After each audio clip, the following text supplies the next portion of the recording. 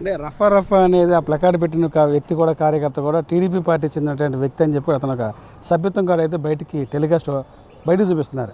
TDP కార్యకర్త వైసీపీలోకి పార్టీలోకి మారి జగన్మోహన్ రెడ్డి అండగా ఈ రోజున ఆ ఒక బోర్డు పెట్టాడంటే ఆనందం కదని జగన్ చెప్తారు. నిజంగా ఆ కార్యకర్త టీడీపీ పార్టీ చెందినవాడు కాదా? టీడీపీ పార్టీ ఒక సామాన్యుడు అయి ఉండొచ్చు సార్. చేసుకునేవాళ్ళు ఇప్పుడు మేము సభ్యత్వం అందరికి ఇస్తూ ఉంటాం, తీసుకుంటారు. దాంట్లో వైఎస్సీపీ వాళ్ళని కూడా కొంతమందిని చేర్చి ఉండొచ్చు కదా, దానికి ఏముంది మాకు, అది దాంట్లో తప్పేముంది.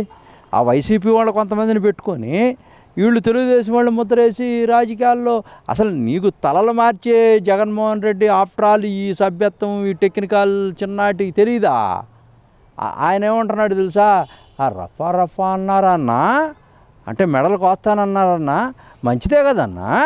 కొయ్యటం అనేది తెలుగుదేశం పార్టీలో ఉన్నవాళ్ళు తెలుగుదేశం పార్టీ వాళ్ళని వైసీపీలోకి అభిమానంగా వచ్చి కోస్తామంటే ఇది చాలా మార్పు కదన్నా అని స్వాగతిస్తున్నాడంటే సిగ్గుండాలా? ఒక ముఖ్యమంత్రిగా చేసినటువంటి నువ్వు అసలు అర్హుడువేనా? తల నరికేది ఏంటి ఇది ప్రజాస్వామ్యంలో?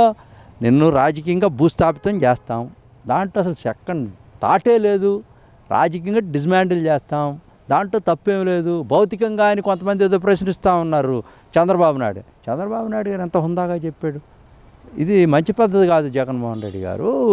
ఈ రాష్ట్రం అభివృద్ధి పదంలో ముందుకెళ్తూ ఉంది, నువ్వు కూడా తోడ్పాటుని ఏదన్నా ఉంటే చెప్పు ఫ్రెండ్లీగా, నేను సరి చేసుకుంటా ఏదన్నా తప్పు ఉప్పులు ఉంటే.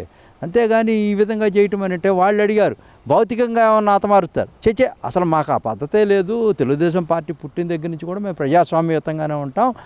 ఆ భూస్థాపితం మటుకు చేస్తాం రాజకీయంగా. ఇక్కడ ఉంది సిబిఎన్, అది అప్పుడు 4 ఏళ్ళు ఉండాలి కదండి.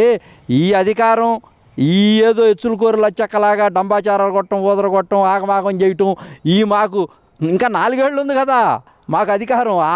ఎప్పుడో 4 ఏళ్ల తర్వాత వస్తున్న అధికారం గురించి ఇప్పుడు మాట్లాడటం దెయ్యాలు వేదాలు వల్లి ఇచ్చినట్టుగా ఉంటుంది మిస్టర్ జగన్మోహన్ రెడ్డి గారు.